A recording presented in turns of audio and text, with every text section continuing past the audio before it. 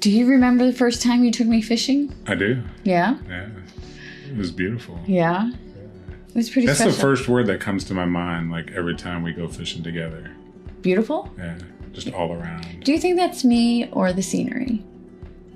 I think it's you. The good answer, my friend.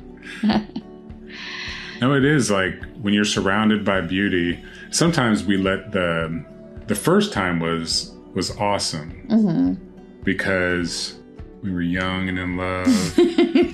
I don't know that we were young, but we were in love for sure. So, and then as you get older in love, you know, things change a little bit. And, you know, but we always, if we keep that first time in mind and remember that's what it's about, because sometimes you get wrapped up, at least I get wrapped up in, you know, I gotta make this happen. I gotta catch some fish. I can't let, you know, I gotta figure this out. And it's a lot of it's like a figuring out thing. Yeah. And if you get wrapped up in that, you don't, you know, stop and smell the roses and just look around and realize where you're at and who you're with. Yeah, I think one of the best things I can do or we can do as a couple is sometimes not fish together, right? Be out in the boat. Yeah. Or sometimes like, that's important that we have just days that it's not about fishing or there's no goal. We're just out on the boat. Maybe, you know, there's a little bit of fishing that happens. You always seem to slip it in. But sometimes just letting you go and be like, because you're on a mission, you know? I just want to... Not every time. Well, no, not every time, but sometimes you're on a mission. Like you're saying, it's not so much about family day and picnics and scenery and taking pictures. I think sometimes you're really trying to solve the problem of where are the fish. Figuring them out. Yeah. And I don't think if you don't know fishermen or fisher women, then you don't really, it doesn't seem that complex. Like it's a pole with a line and a hook, right? Like it's the same thing, but it is way more complex. I think I've learned a lot of. I mean, I think you've earned my respect. Let's say that. Like it's definitely more complicated than I would have ever imagined. We make it complicated. It's not that complicated. And I think it's important that everybody kind of has their job, right? And that we understand it. And I think being on the boat as a couple, like I know that like we have those napkins that say, sorry for what I said when I was parking the boat. And it's so true. Like that is, I think that's got to be, other than like emergencies when things just, you know, and things on the boats can just go wrong, weather, you know, crazy little weather patterns and stuff. But I think that time where you're parking and launching the boat is serious. And I think if you're just the passenger on the boat and you're just waiting for the captain to drive it and park it and put it in the water and you climb aboard, then it's fine and you just stay out of the captain's way. But when you, I don't think y'all, I know myself, didn't always appreciate all of the stress that comes in that moment. So... Yeah, you got to be on your toes in that moment. Right. Even though, how many times have we done it together? Hundreds. It's a ton. But even just recently, like when we were in marathon, we were still like... Yeah, there's, you could at each other and making a scene.